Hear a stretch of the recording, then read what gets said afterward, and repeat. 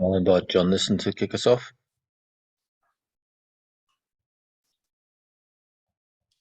Hello. I just hope you don't get any background noise. This meeting has not got a very clear agenda because we've got, I think Robert would like us to discuss credits, and I don't want the conversation to go on too long, so perhaps we should limit that to half an hour. Then what I would like to concentrate on is the various audiences and the actions we need to take, so that at the end of the meeting we've got a list of actions and preferably volunteers for the action. I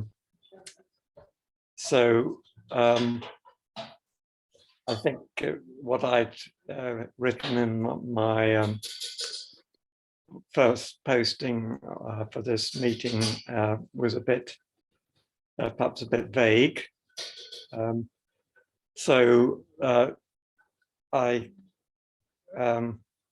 Let's stick to target audiences. And I think that one target audience which we haven't addressed is the economists. Perhaps there's an overlap there with having radiative forcing credits rather than carbon credits.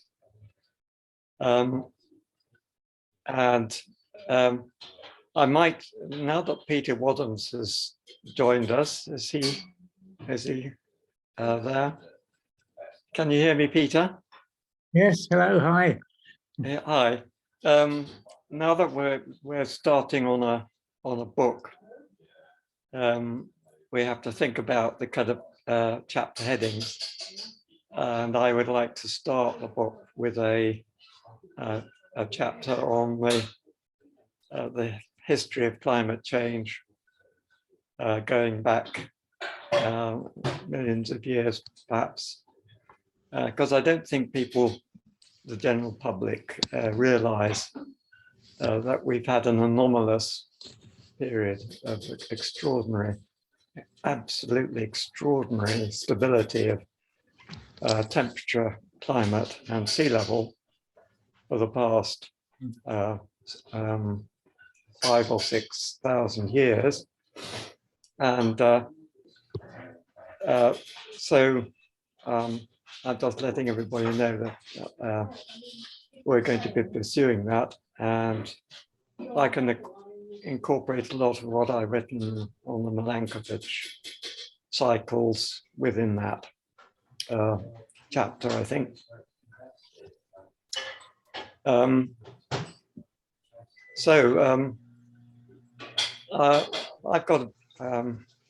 I've still got a persistent cough.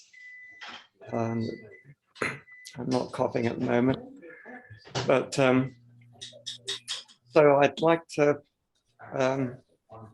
start off with your discussion, Robert, and so that you can take the lead for a bit. Okay. Sure.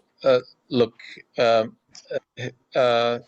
interested in pursuing the conversation about radiative forcing credits as something that we've had some good conversation about. We had a meeting at the NOAC group that I think had quite a constructive conversation, and I've just set out some of my thoughts about the importance of that concept, and just as a way of essentially monetizing work to enhance planetary albedo.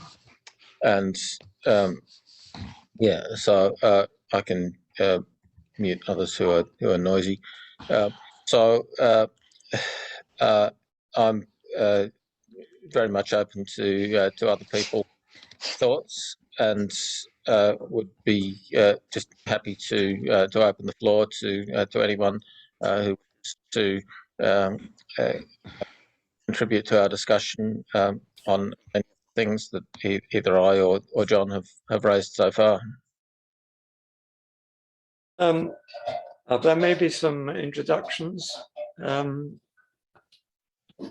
Robert Cormier been with us before? Yes, and I apologize. Yeah, okay. My microphone wasn't muted, and you heard me microwaving lunch. Okay. I'm a chemistry faculty at Foothill College. I met Peter Fikowski a number of years ago. I have met Peter Wadham and John, and really enjoy your posts. I also am teaching a course in carbon capture at San Jose State, hopefully starting 2 weeks from tomorrow. Thanks, Robert. So, where are we? Jonathan Cole would like to speak. Hey there. Yeah, we're in the device development segment for the cooling devices, mostly reflective, and we're looking at using watts as a basic unit. I know it's not perfect. It'd be better to use joules, but nobody in the consumer area understands what a joule is, so can't really do that. And the other one is a performance measurement, similar to, Microsoft based computers. When you buy your hardware and you have, Windows 11 or Windows 7, you go to a special area of the settings and you can see something called a performance rating. It generally, I think, varied between 3 and 7, and it would make a combination of your memory speed, your CPU speed, and a few other things, and give you like a 5.4 or something. So we're looking at a unitless measurement of performance. So you could do a relative scale. You could say, well, this system has a performance rating of such and such versus this other one for the different price. And then we're going for watts as a maximum reflective energy measurement. So I think in certain parts of the science, we're going to need some simple measurements and maybe some unitless ones too. That's all. Yeah, that makes good sense, Jonathan. But that's like saying that if you had a big array of mirrors, that it would offset or reflect a certain number of watts per square meter, and then the total watts for the whole facility, and that's people who wish to obtain offsets would have that measure as something that people could pay for. So yeah, I think that makes sense. Thank you.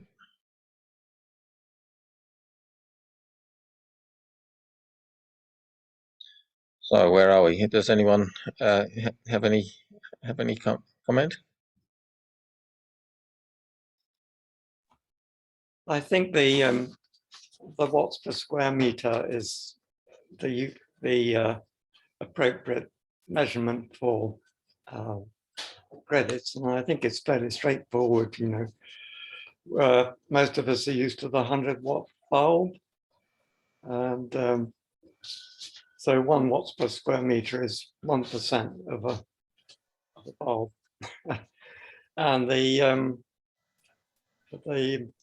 solar radiation average, I believe, is around 350. Perhaps Stephen can give us a precise figure. It's 370 over the whole year and the whole world, but it goes up to 550 in the December in the South Pole. Yeah, and the theme being that if we're able to reduce watts per square meter through an application, then that can be something that can fund the refreezing of the North Pole as a and then there needs to be a governance framework to arrange that. So it's just looking at how can refreezing and brightening the planet be turned into a commercial industry. I think you also have to take into account the time of the year that you're doing it, because if you are reflecting a whole lot of energy in the middle of winter when it's freezing cold in Texas, you might regard the value as different than cooling down in the summer. So it's a not a constant number that you're going to be. The other problem, I think, might be if you've got several people working on cooling with different technologies, how do you separate which one actually did the cooling, or who did it most effectively? So I don't think it's easy at all. That's exactly right, Steve. Now, Robert Chris wants to comment. Yeah, I think that I made a very brief comment in an email response to yours earlier on this afternoon, Robert. I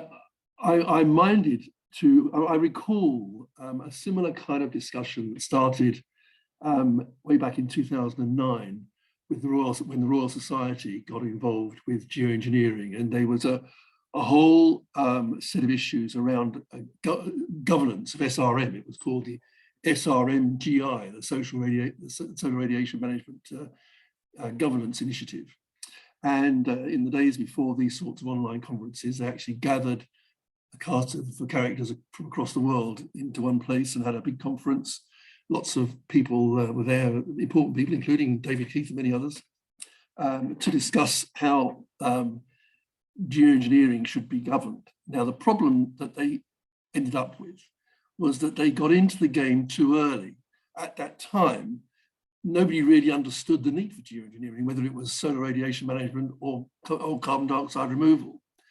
And so a bunch of academics spent a lot of time and a lot of energy in doing a lot of work that, frankly, kind of it never went anywhere. The only real thing that lasted from it was the set of Oxford principles that you'll recall that Steve Rayner produced, amongst others. And that hasn't gone very far since then. So I'm very cautious when these sorts of issues emerge that we get things in the right order, because otherwise I fear that there's a danger that a lot of effort is put into doing something which is premature, and because it's premature, it's not well focused. Until the wider world is aware of the need for cooling, and not just the scale and speed at which it has to be undertaken. I'm not at all convinced that it's really that other than setting out the broad parameters of what a cooling regime MRV system might look like, I'm not sure that it's really sensible to try and dig into it too deeply, because this is going to change very, very rapidly as the reality unfolds, as the technologies become clearer, as the points that Stephen is making become better understood, that it's not just, there isn't just a single metric that is going to identify clearly precisely what the cooling benefit of any particular activity is. And then you've got the question about how it relates to carbon credits, and whether there's some kind of arbitrage between carbon credits and cooling credits. And it all gets really, really complicated really, really quickly. And what worries me most is that the intellectual energy that's devoted to this debate would be much better focused on getting the message out to the various different communities that need to be impressed about the importance of cooling, that we need to do the cooling. And when we've got that message out and people are beginning to grasp the notion that, hey guys, we've missed the trick here, we've really got to grasp this, that's the time to start bringing in issues about governance and issues about metrics and so on and so forth, because then we'll have a clearer idea about what it is that needs to be measured and what it is that would be motivating the appropriate type of activity.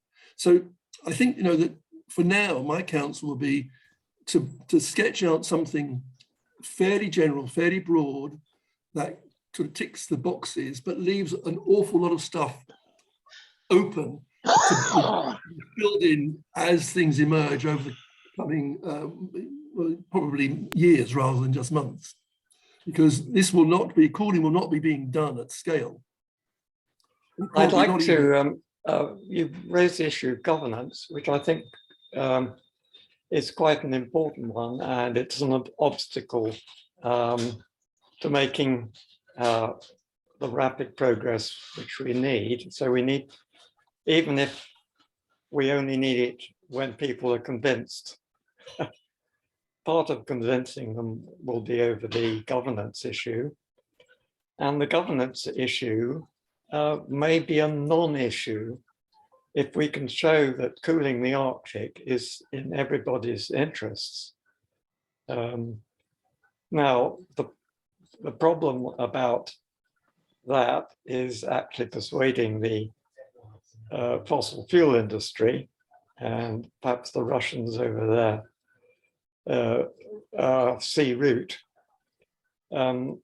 persuading them that refreezing is the Arctic is the good thing, is a good thing, and in everybody's long-term interests. So we have a specific target audience to be persuaded there, and but there's John. we There's can also we can enlist the support of the climate activists and environmentalists generally, who say that the interests of the world come above the interests of the fossil fuel industry and the Russians, particularly the Russians just at the moment. So we've got a possibility of a step function, a tipping point in the social sense, that we could tip the entire public opinion against the fossil fuel companies because they are blocking the freezing of the Arctic, which is absolutely essential for the future of this planet. Okay, that's my say on the subject. Yeah, I think that the general public is the key audience. What I've, because I've been just participating in conversation, in discussion with the readers of the Australian newspaper, who are quite conservative, and I find it interesting to just see what the response is, and the general sentiment seems to be that this concept of brightening the planet just totally mystifies people. It's not something that they can get their head around as something that is important or makes any sense. And so I think Robert Chris made a very good point that there's a prior issue of simply engaging in the public conversation about why is brightening the planet an important thing, and that's something that I've had some helpful conversations with Rebecca, who's here on the call, and I think that the salutary experience of the International Organization of Standards in their effort to establish an international standard on radiative forcing is really quite instructive, because the fact that that document, which is largely an excellent document, although it does have one small inaccuracy, which Stephen Salter pointed out to me, which is interesting.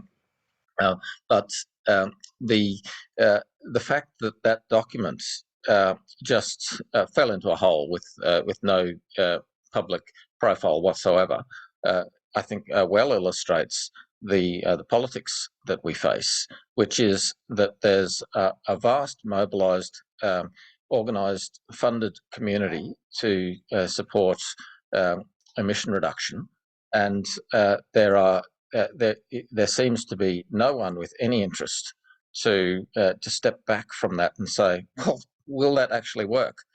And I think that that's exactly what we're doing here, and so it's quite a unique input which doesn't even get on the radar of the conferences of the parties of the IPCC. So there's, as Robert Chris was saying, there is a whole lot of precursor work, but I think that we need to approach several things at the same time. Like, there's the question of why we care about brightening, and then the question of how we do brightening. And I think the how question really does require this question of, okay, you've got all of these great technologies, and how are you going to monetize them? Jonathan Cole. Thanks. Yeah. I think it's valuable at this time to talk about the metrics, because there's a lot to learn about them, and it'll come out through these kind of conversations. As, for instance, Stephen just mentioned that a certain cooling technology might have one measurement rating in summertime, but a different one in winter.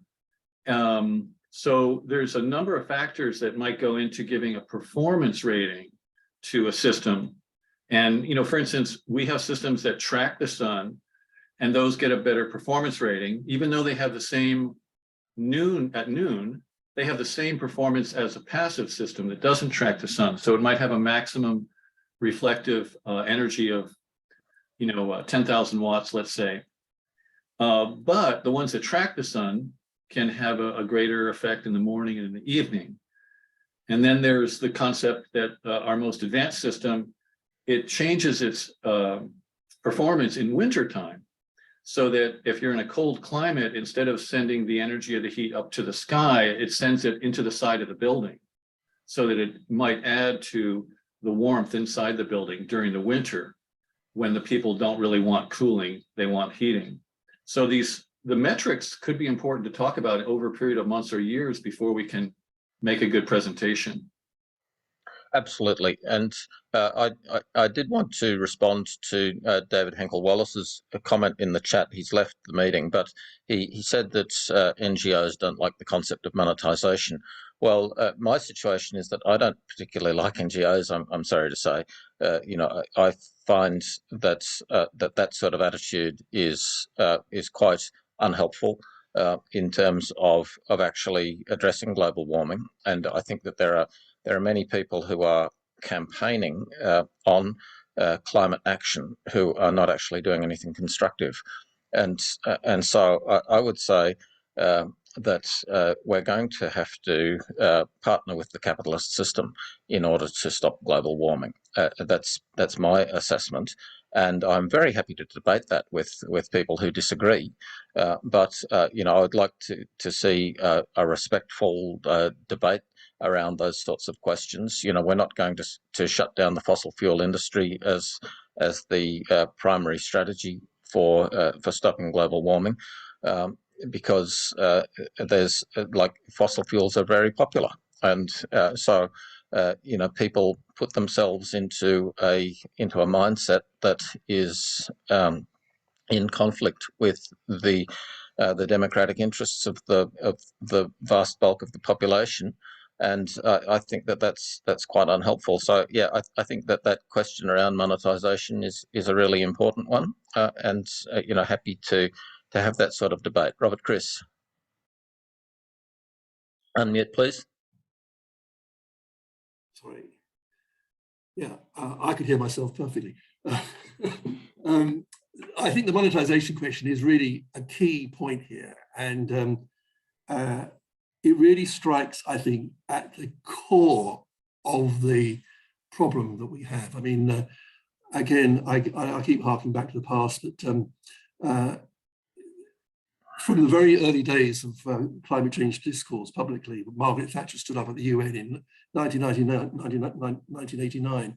She talked about how, she didn't use the word capitalism, but she talked about how capitalism would be the engine which would resolve the climate crisis. It wasn't even perceived as a crisis at that time. And this has always been something rather odd to me, because the fact of the matter is that it has been capitalism that has been the primary reason for the climate crisis. Capitalism has done I mean, I'm not anti-capitalist, I should point out here. I mean, I think capitalism has done amazing things in the last couple of 100 years that has hugely improved human well-being in many, many ways. But it is not a perfect system, and it has done this. It has wrought its magic at some environmental cost, and those chickens are coming home to roost now. And I think there is a fundamental question about whether or not capitalism actually is structurally capable of resolving the issues we have with the climate system now. And I'll try and get this really quickly.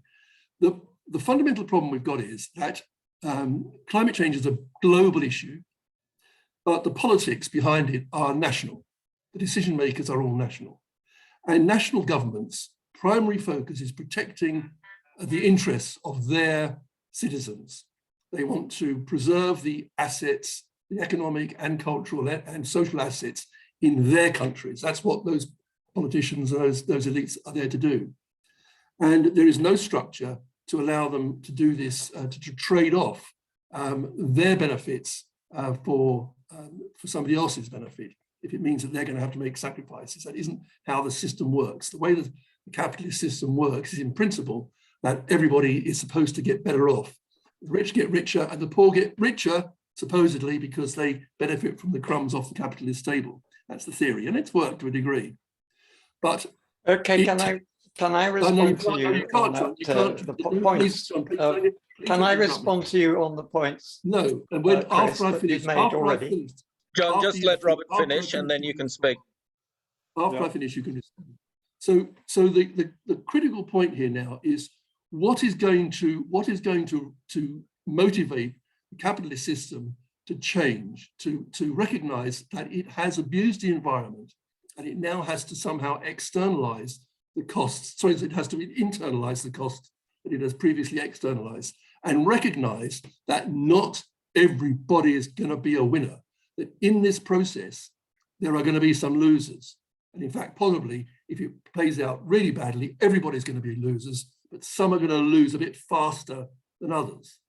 And this is a huge problem. This is a huge problem for which we don't have any structural method for dealing with it.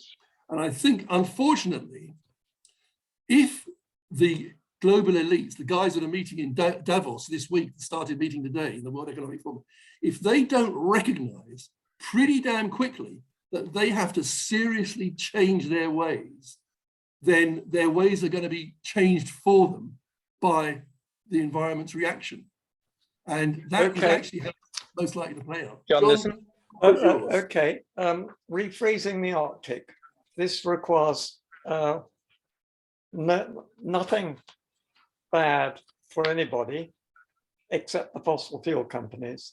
So it's good for everybody's economy around the world, the US economy, richest countries, China's economy, because it's defending against sea level rise, and the poorer countries because they're already suffering and it's going to get worse. So if economists appreciated that SRM, which is my shorthand for cooling intervention, and includes cloud removal in Arctic winter.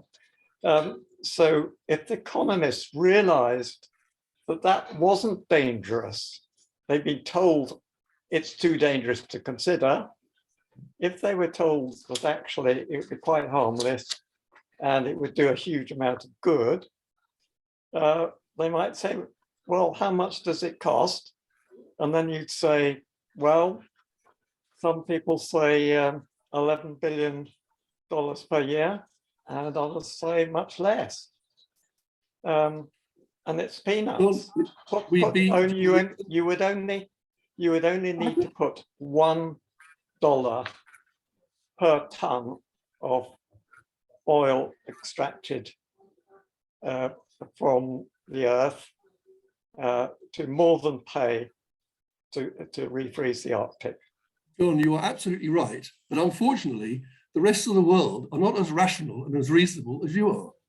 And therein lies the core of the problem. that what you're saying is true. I don't think anybody on this call would dispute that. The issue is, how do you get the people that have the power to make it happen, make it happen?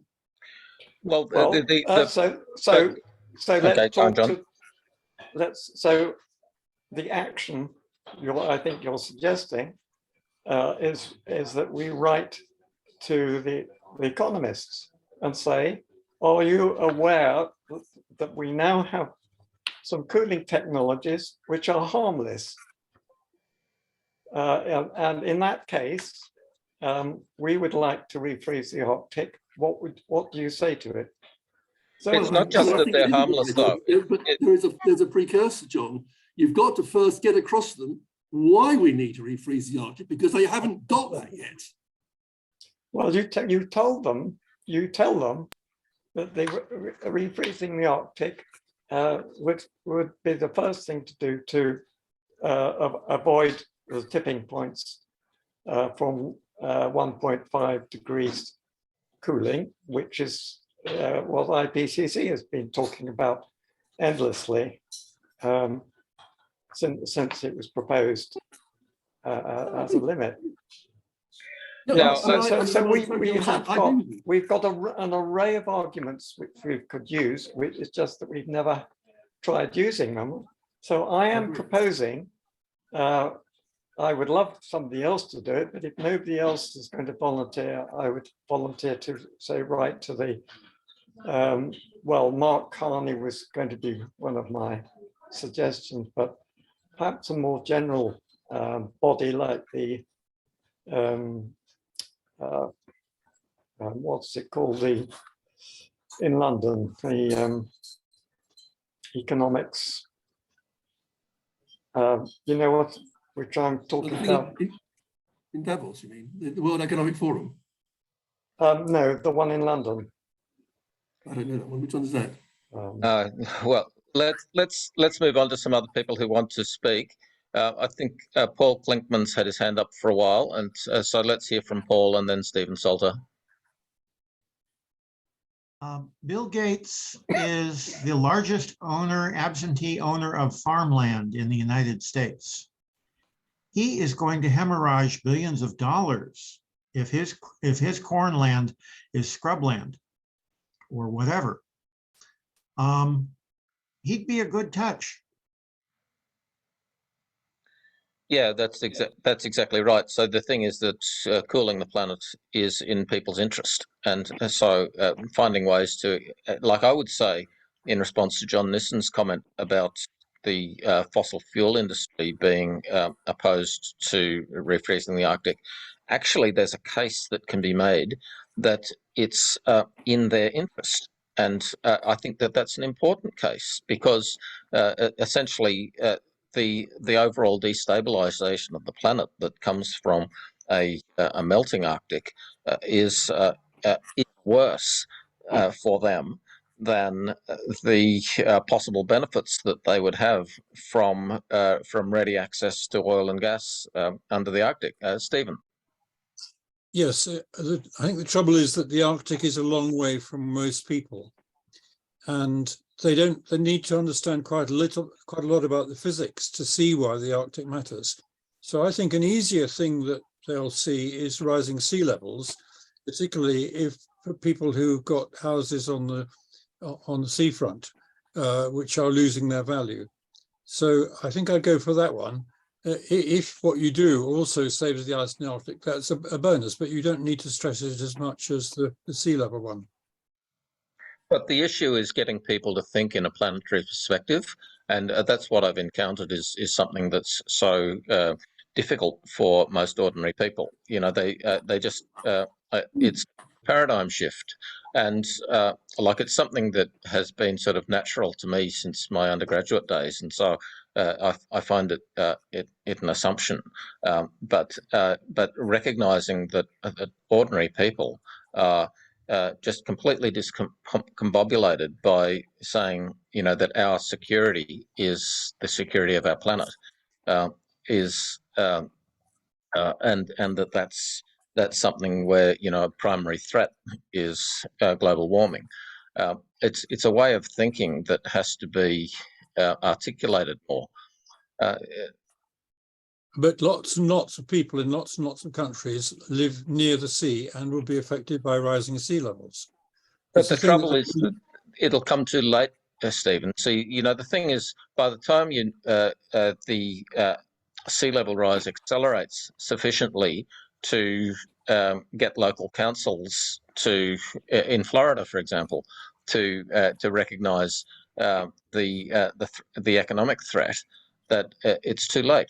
And so what's needed is a shift of thinking quite quickly. And so working out how that can be articulated. What are the pressure points that can enable a shift of thinking to recognise that we have to look at the Earth as a system.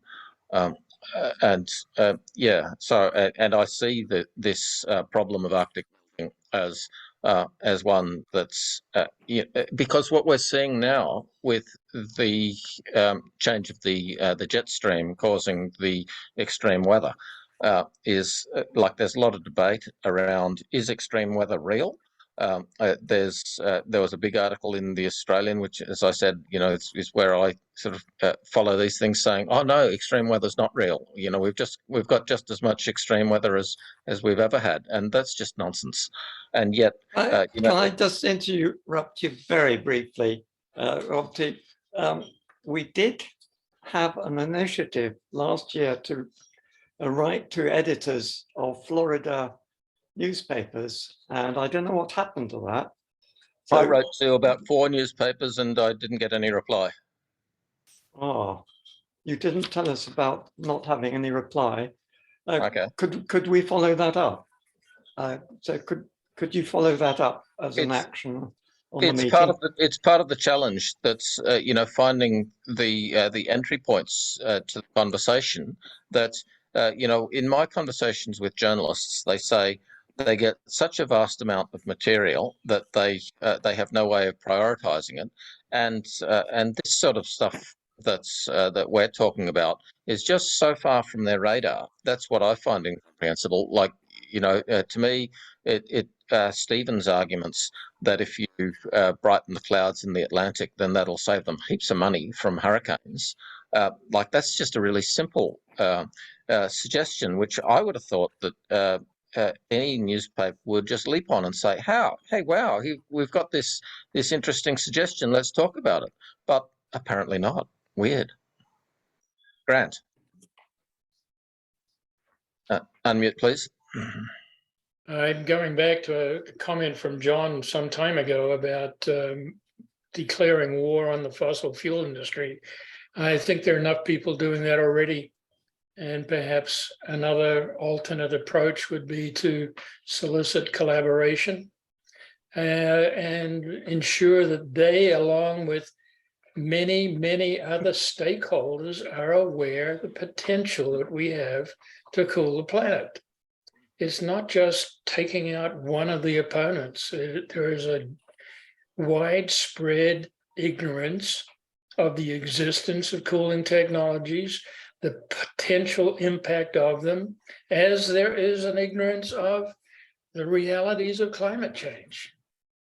And as for your people who say, well, extreme weather isn't much to deal with, I've been sitting under a Pineapple Express, a global river, for now 3 weeks. And yeah, it's different. And it's not usual, but it's made an impact on the population of California that won't be forgotten for a long time. And this is the time for us to be projecting messages, and here in California, I'm talking personally, about bringing the realities of climate change and the potential that we have to mitigate some of the impacts of extreme weather.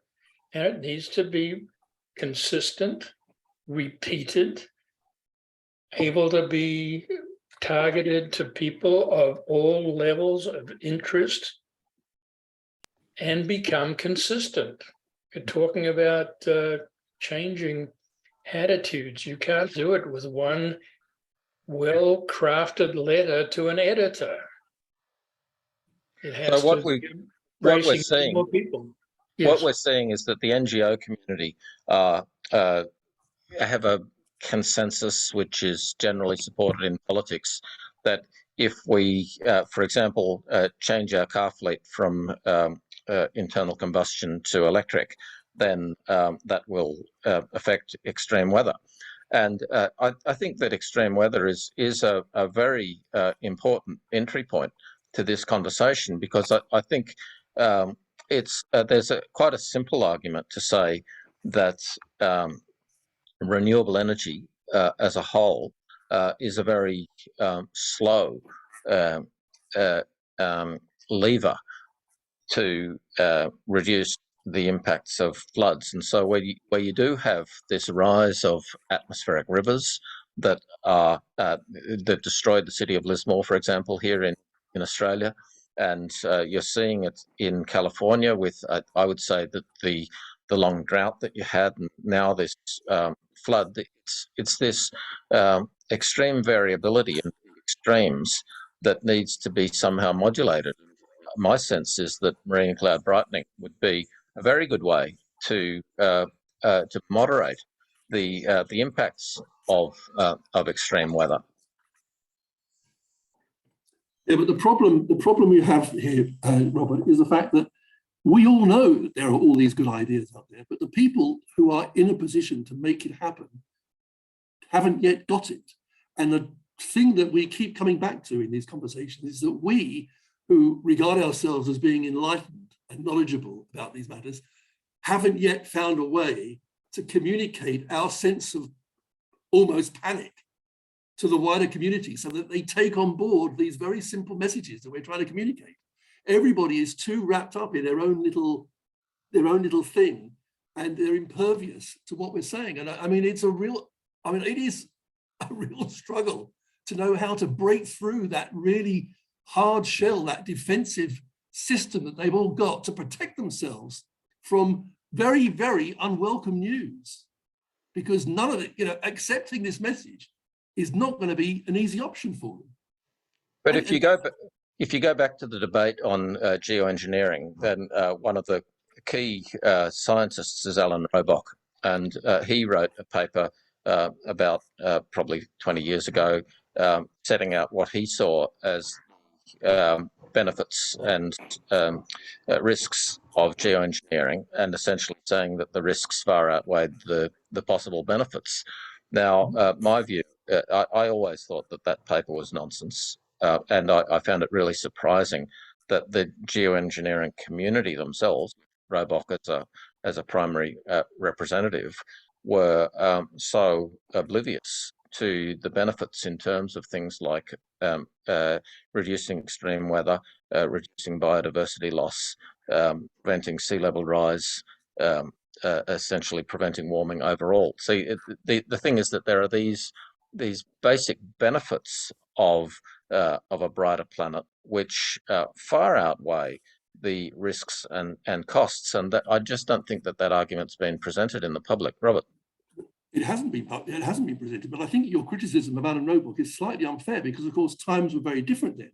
When he was writing those papers, people believed very much that emissions control, emissions abatement, and possibly some CDR would be sufficient to save us from all of this. Nobody really recognized at that time how the extent to which that policy, the decarbonisation policy, was going to fail. And of course, the risks of geoengineering or of solar radiation management are in a sense no greater today than they were then. The difference is that the risks of inaction now are much greater because of the relative inaction on emissions abatement and CDR in the last 10, 15 years. If in 1990, when the first assessment report said, hey guys, by 2050, we've got to reduce annual emissions by 10 gigatons of CO2. We've got 60 years to eliminate 10 gigatons of CO2. That would have been easy. But now we're being asked to get rid of 40 gigatons of CO2 in 30 years, not even 30 years. So it's an 8-fold increase of difficulty. And that's the problem. The risks of inaction are now growing, but the risks of geoengineering, of solar radiation management are much the same. So the balance is shifting. Now we should be, unfortunately, and it is very unfortunate, very regrettable, we need to accept that we have to take bigger risks on the remediation side, because we are further on the track and we have not done enough hitherto. It's a kind of classic sort of scissor action. We're being caught between devil and the deep blue. Alan Robock's paper was actually 26 points, and they were all about stratospheric sulfur. And I wrote a very friendly letter to him and said, please, I'd like to know all the things that you object to about marine cloud brightening. And I actually wrote to him twice about this, and he has not done another paper attacking marine cloud brightening with the same structure that he had for stratospheric sulfur. Yeah, which can I respond to Robert, because I was around at the time that the Royal Society was producing their report. I put on input to the chairman, Sir John Shepherd, and implored him to discuss the Arctic. And when the report came out, he told me, "You'll be disappointed in the report. There's nothing about the Arctic." And that was an absolute catastrophe, because, of course, we now know that the Arctic is absolutely key to the future of the planet. But let me point to Alan Robock as well, because he produced, it was 20 things why one might not want to use solar geoengineering. And as you say, it was focused on the stratosphere. But I went through the points at the time, and I was in the geoengineering group. And I said, I can't find any really serious point except the reduction in the ozone, ozone depletion and possible enlargement of the ozone hole. I see that as the main problem with stratospheric aerosol injection. One of the people, I think it was, no, I've forgotten his name, but one of the leader of the geoengineering group at the time said, but supposing it was done unilaterally, supposing the Chinese did it. And I said, well, if the Chinese did it, it would be brilliant, because they'd be paying for something which would benefit the whole of humanity. But nobody took any attention to that. But I think we could go through that argument afresh, go through Alan Robock's 20 points, which is, as Stephen pointed out, has increased to 26. We can go through them systematically, and we can address all the other risks, the perceived risks. That's something perhaps we can do in the book. Well, I think, John, that I've just put Robock's article from the Bulletin of Atomic Scientists from 2006, was it 6 or 2008, in the chat. And I think that there was a recent comment that outlet, the Bulletin of Atomic Scientists, would welcome input. And I think an article there saying, well, how is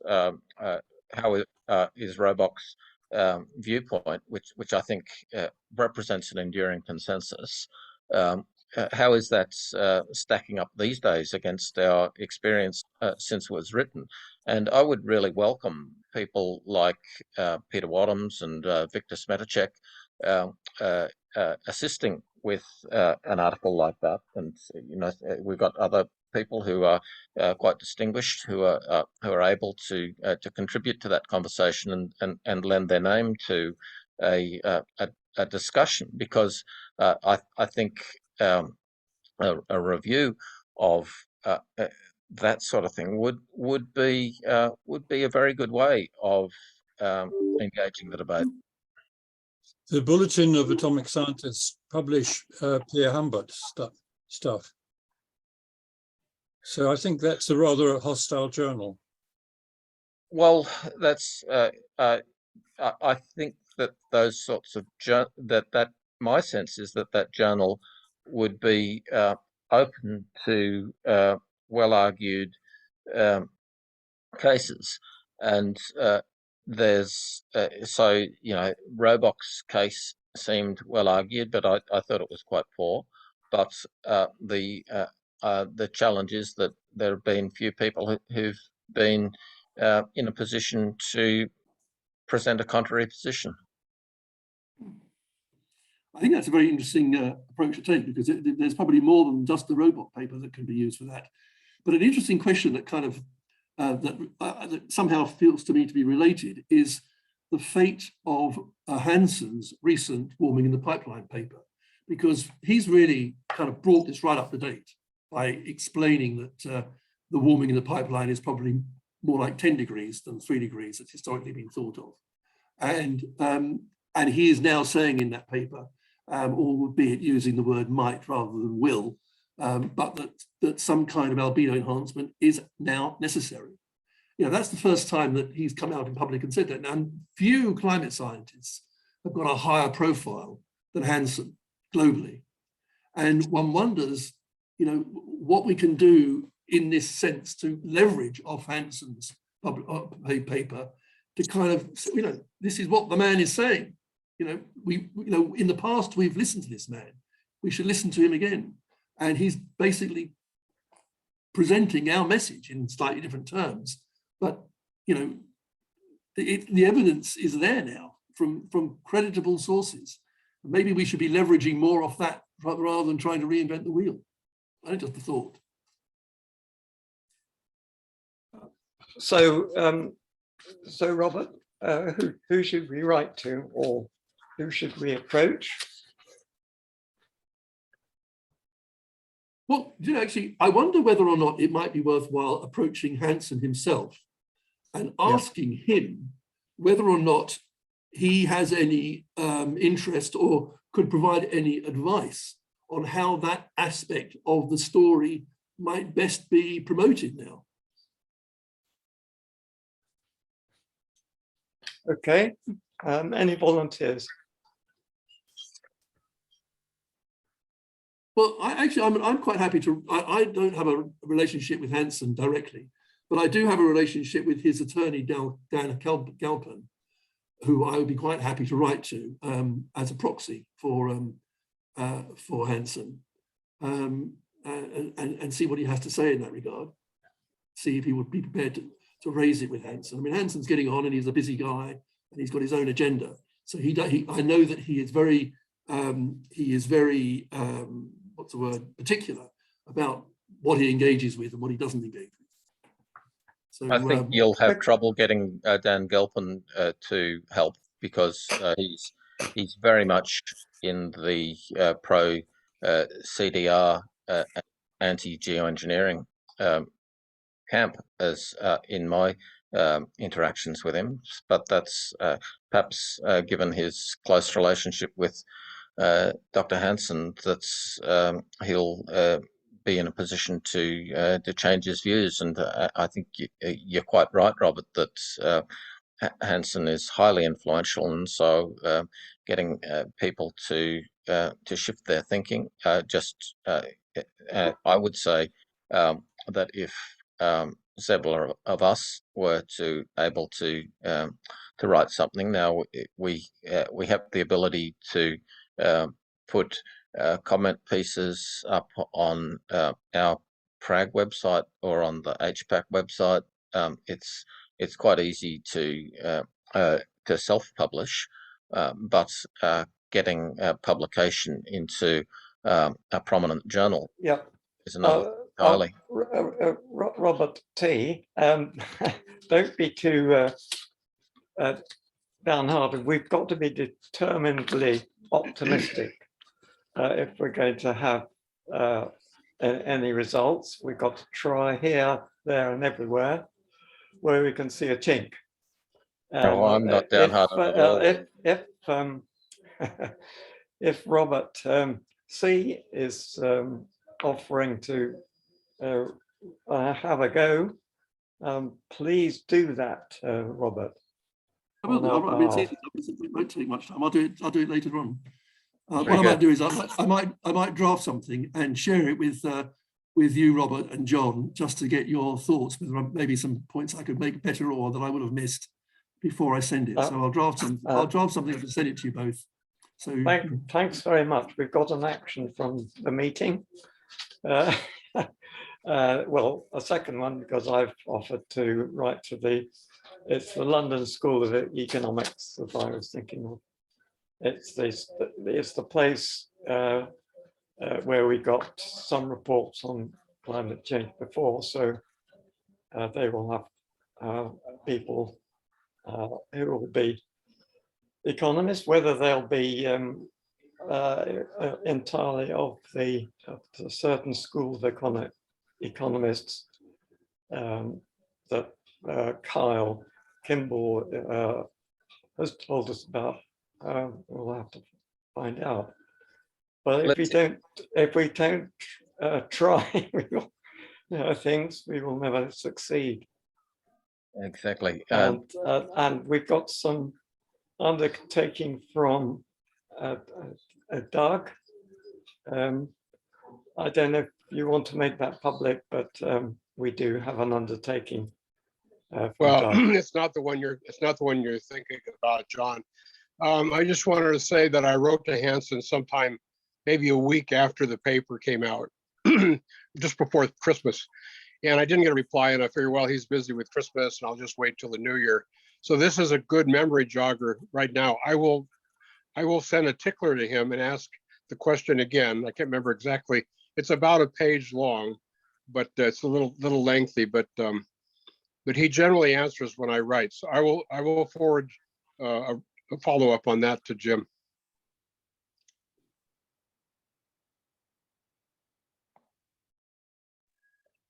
Thanks very much, Doug. So, where are we? I'd just be interested in if anyone who hasn't spoken would like to share what's on their mind.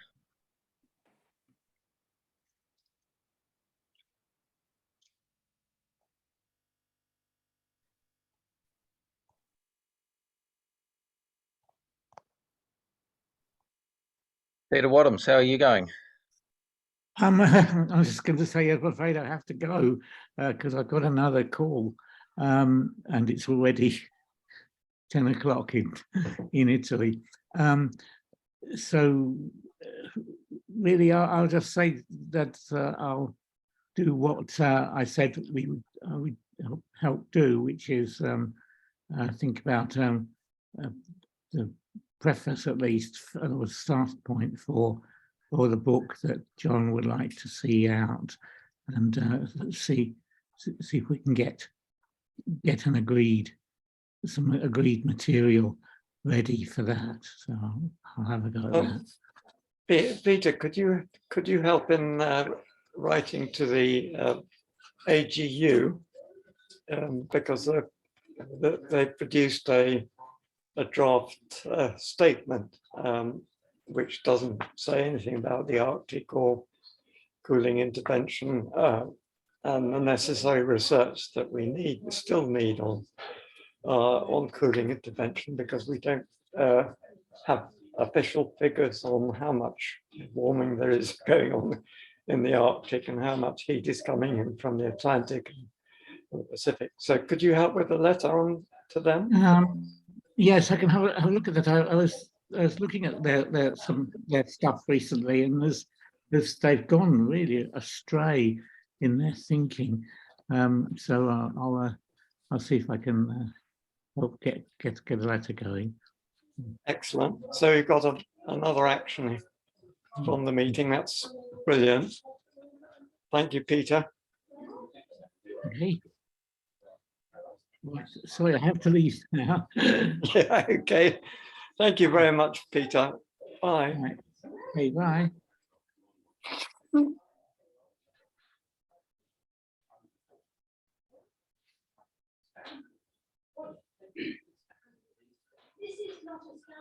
All right. Do we have any further thoughts?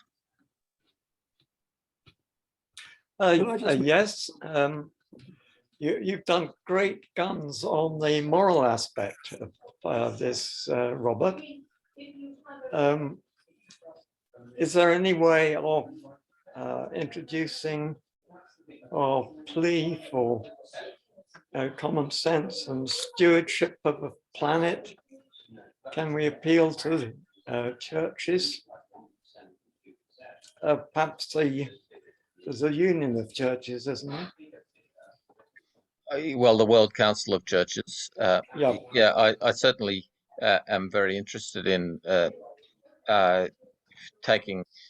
exploring the philosophical issues that arise around climate change, and then there's a connection between philosophy and theology. But theology as a topic is fairly marginal as far as the scientific community is concerned. But I think, as you say, John, raising the questions of the morality, that exploring the linkages between morality and theology, perhaps that's a way that some of these scientific observations that we're talking about in terms of global warming can gain a little bit more social traction if we place it into a theological framework. But yeah, those again, finding the audience that's able to respond to those sorts of questions, I think is quite tough. I'd just be eager to hear from Victor if he has any thoughts on this conversation. I welcome Victor's email response earlier today. Just before that, did I have a glimmer of an action there, Robert? Would you write something? Well, I'm Council of Churches. I'm fairly active all the time. I did give a talk at Rebecca's church, and we have a recording of that. I haven't circulated the recording, and I'm happy to do that. I think there are issues such as the linkage to Indigenous perspectives is another one that's got a religious interest, and so that's another potential source of moral leverage to say, yeah, that there are so many Indigenous communities who'll be badly affected, advocating a brighter world. But Victor.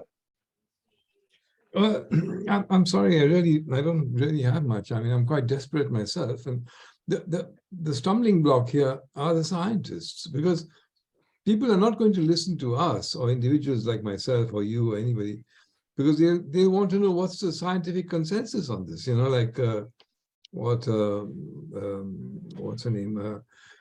Greta Thunberg said, follow the science. And it's the scientists who are opposing this cooling, SRM, basically. And they don't want to have anything to do with it. And unless we convince them, or unless we get traction with them, nothing's going to happen in the public sphere. The media will immediately go and say, what about the scientists? What are they saying? And they're not retreating yet.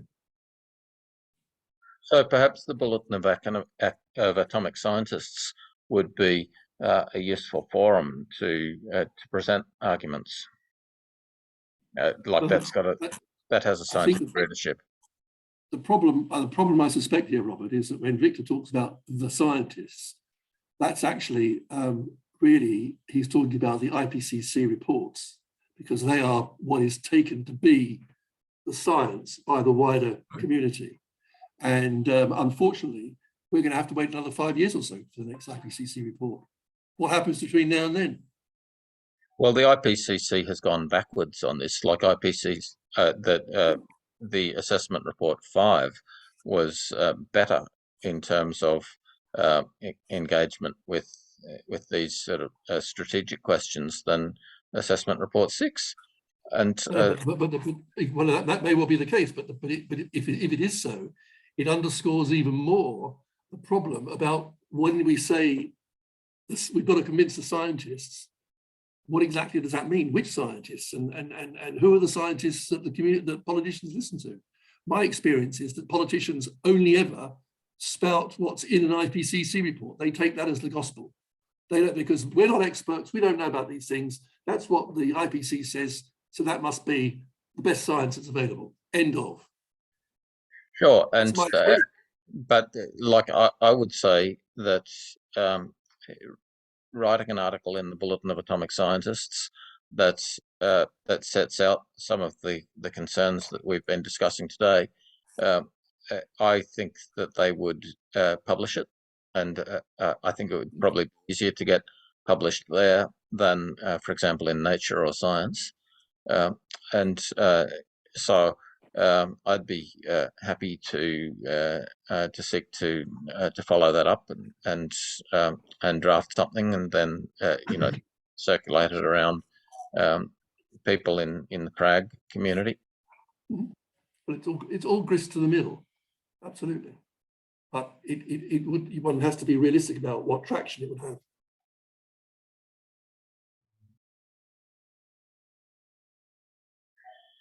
I think if we couple that with Hansen, it might have some traction, Robert.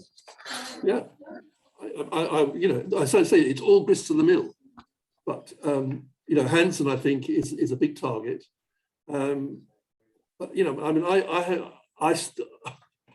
I know I'm full of problems. I'm full of reasons why things are difficult, because I see them as being difficult, and I think if it was easy to break through these barriers, people would have done it before now, and we wouldn't be sitting having these conversations. But it ain't easy. I mean, it really isn't easy. The cards are really stacked against us. And I think we have to try and focus our energies in the places where they're going to have the most impact. And I think yes, Robert, you're full of problems, and we're very aware that we're fighting a huge, a monumental battle.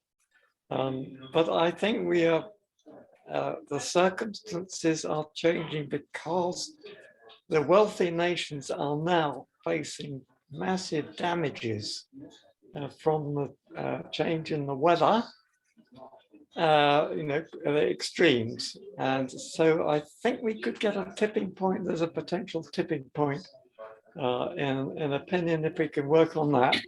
And there is an action that I have volunteered to take, which I haven't yet taken, but I have volunteered and I will do so, which is to write to the climate people and say, you are ignoring the effect of Arctic amplification on our weather systems. And they have, so far, they have not acknowledged that. In fact, they've been extremely devious in avoiding any implication that the Arctic is responsible for these extremes. And they duck the issue that the jet stream has changed as a result of Arctic amplification.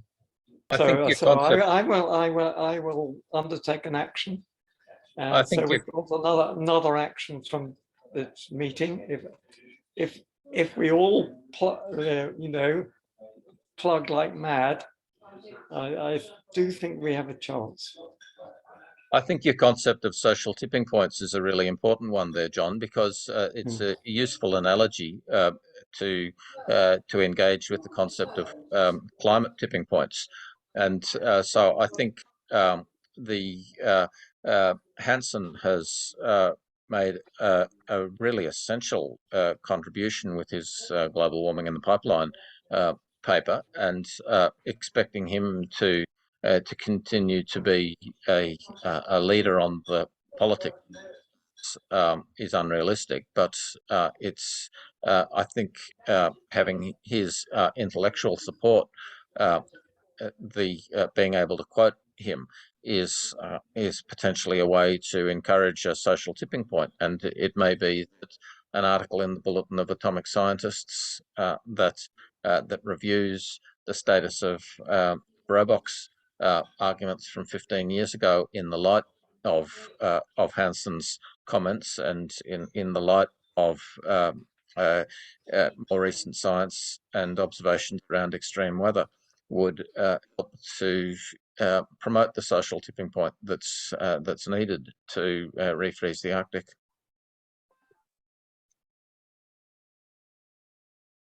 Now, I noticed Rebecca unmuted herself earlier. I was interested if Rebecca had any comment on the discussion. Thanks, everyone. I actually agree with what Victor said, that people use the IPCC as their go-to, even though it's not uniform. It's full of all sorts of mixed messages, and you can kind of, it's a bit like the Bible, dive in and find anything you want, but it depends on the emphasis and the theme. But the overall message is still net zero. I think that's, even if that isn't the message in the IPCC, that's what everyone is quoting in the kind of activist sector. What I think we need is a really good statement, and I like what Robbie's done, and I'm waiting. I'll have a look at what you've done, Doug. Pardon me, about the problem with the committed warming. Like we need something that is got enough detail that anyone that's interested can dive into it. But the headline is committed warming means we're heading for trouble, and what can we do? In a nutshell, that would be it. And we know what we can do, even though a lot of our discussion is about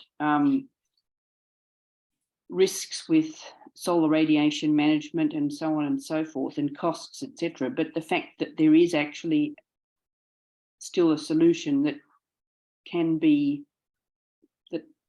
deal with our issue is not widely known, and that's the kind of level that I'm at. I'm wondering if writing to that journalist organisation that was in the link would be good. Yeah, so the one that Paul Klinkman mentioned, covering climate now. Yeah.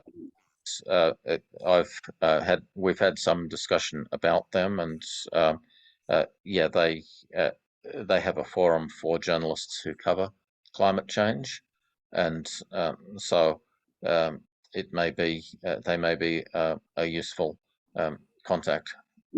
Well, I was actually thinking of getting some help with them about branding and messaging, whether they have the energy for that. Pardon me, I've got a bit of a cold, but like we actually, in my opinion, need someone to get this swirl of ideas, the key messages, and then what is the relevant supporting detail, and to turn it into something that can be. I'm not looking at the scientific journals. I'm looking at, I don't know who I'm looking at really, but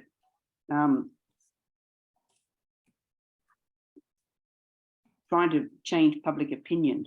Well, the thing is that scientific journals are an entry point, and like ideally, if we had an op-ed in the New York Times or the Washington Post, that would be a way of encouraging some notice and response, and like so that's an objective, but Yeah, so thanks, Robert. And yeah, okay.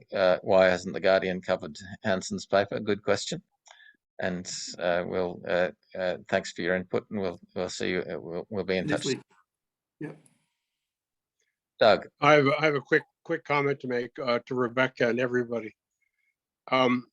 With regard to covering climate now, that is Mark Hertzgard, and he went on. He did a seminar, a webinar, whatever, a news press release or whatever, with Michael Mann, and the whole thing was about the best science, the best climate science you never heard of. And it's all about Michael Mann's justification for as soon as we get to net zero, everything's going to be wonderful. And so just be careful when you go to Mark Hertzgard that you're aware of that, because he's totally in Michael Mann's camp.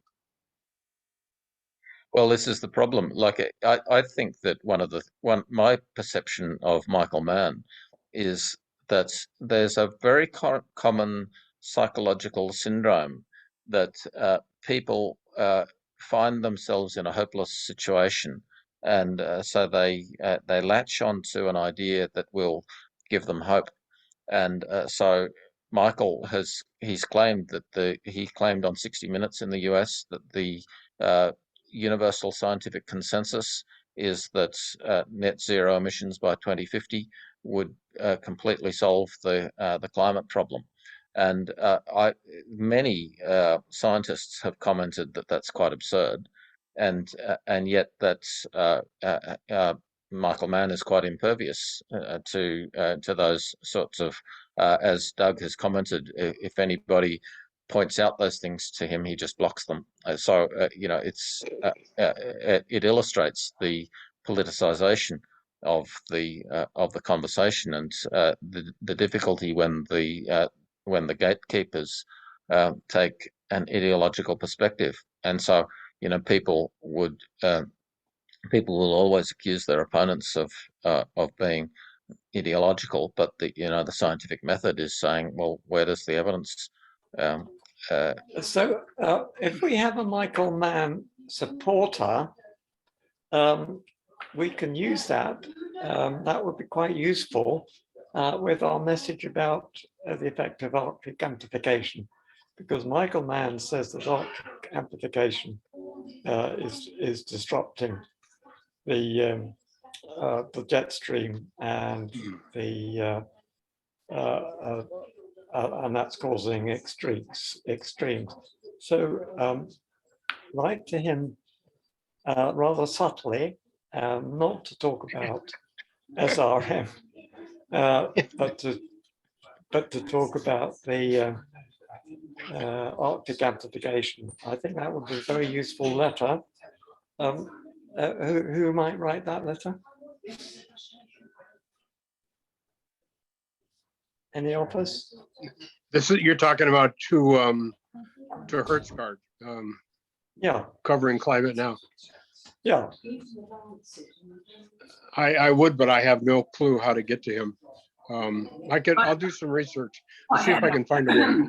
I had a look on their website, and there's a general, like, I think it's called editor at whatever the thing is, covering climate now. So Rebecca, could you do some research to find out how to contact? Well, I did do that. I'll send it to Doug. Yeah, okay, good. Gosh, we've got a fantastic number of actions from this meeting. This is quite, quite good.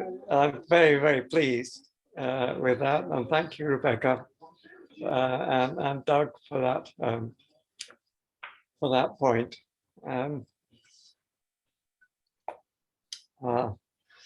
So let me ask Rebecca, are you going to send it by email or put it in the chat? Well, what would you like? I can type it in the chat right now. Okay, if you do that, I just went to look and I don't see, yeah, put it in there, I'll grab it. And Ben has just joined us, so we're just coming to the end of the meeting. Might be interested. Do you want to say anything, Ben? I was just coming in. I realize I'm late. I'm sorry, but just coming in to observe the conversation and with great interest. I did see the little discussion about the sinking boat analogy, and I just put in a little 2 cents worth of my opinion on it. I don't know if y'all saw that. It might have been during the meeting. Was that between Victor and someone else? I didn't read your reactions to the boat analogy. Did you see my reaction to it? I did. I think I was reacting to yours. My opinion was that the CO2 is analogous to the water and the heat is analogous to reduced buoyancy. And it's the reduced buoyancy that sinks the boat, not the water. But primarily, I think that's an analogy that the public can understand better than the heat. I don't know. I think they can relate CO2 to water better than heat. Often these sorts of analogies need to be made into cartoons, and Right. So there's drawing a cartoon that depicts these sorts of things might be a helpful way to hit on what's the simplest thing. Right. I also did like the analogy that attaching flotation was kind of fundamentally different from bailing water out or stopping water from coming in. So it kind of is again analogous to cooling being somewhat a different, a different ballgame than trying to address the fundamental cause, which is the greenhouse gases. But you'd certainly want to attach some flotation to your boat before it was sinking. Thanks, Ben. Rebecca? While continuing to bail and all of that. So my reason for rather liking this analogy is because it explains to the public. A cartoon could explain to the public that although CO2 may be the cause of the warming, the problem that's sinking the boat is not the CO2. It's the heat that the CO2 caused. So I think a cartoon with heat going through a hole into the ship and the requirement to bail the ship with some cooling and to plug up the hole is perhaps an excellent one as a basis of a cartoon to explain to the public what's actually going on for our planet. Good idea. So does anybody have access to a cartoonist?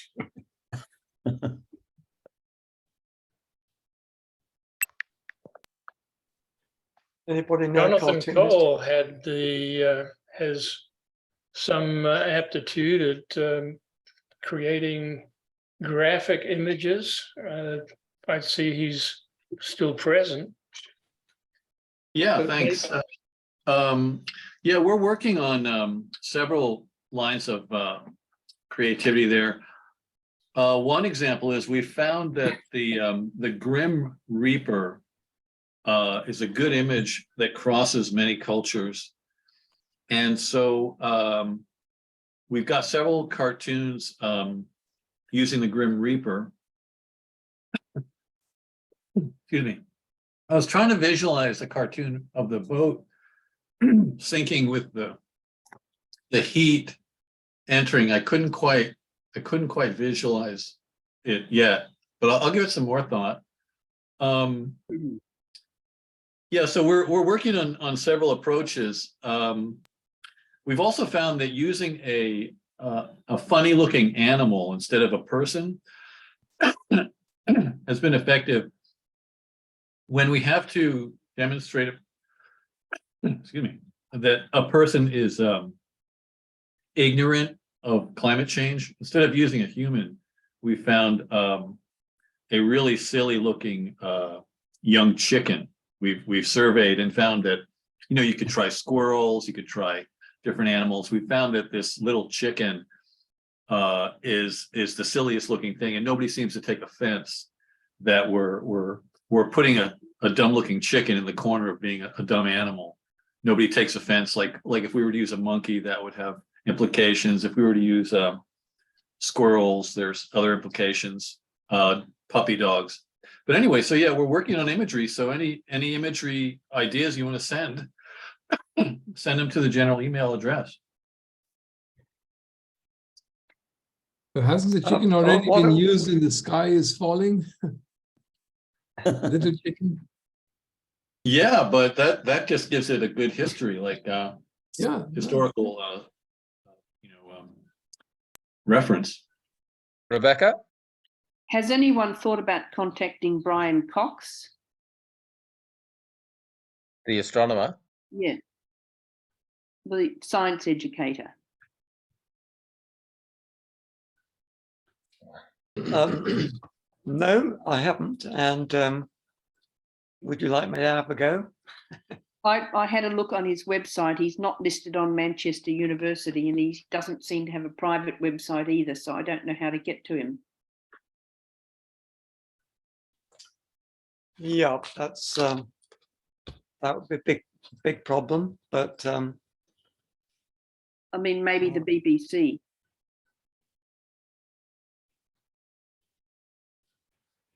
yeah.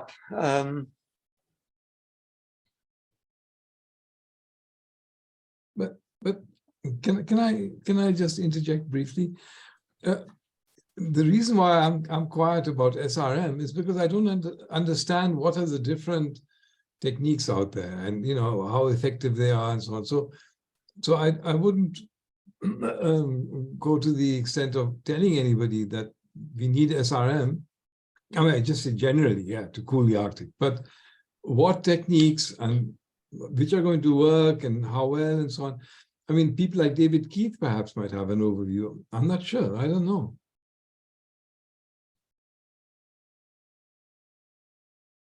Yeah. What about him? Isn't he the person, the most active and most influential in that field at the moment? I mean, Stephen, of course, is well known for his salt droplets, but David Keith has been active there for quite some time. He's been receiving death threats. Yes, he is very active. Now we're coming. Yeah, the end of I'm afraid that time. David Keith has attracted so much vitriol that he's encased himself as best he can behind a wall of saying, "Oh, it's only research," that he might not be very helpful for us, but he is aware of what we're saying. So he is aware of us. I often occasionally include him on our circulation. But we must terminate now. So thank you, everybody, and I'll make some notes on the meeting and try and remember all the actions, and then we can look forward to some progress before the next meeting. That would be brilliant. Thank you very much. Good. All right. Thanks all for joining. Bye-bye. Thank you.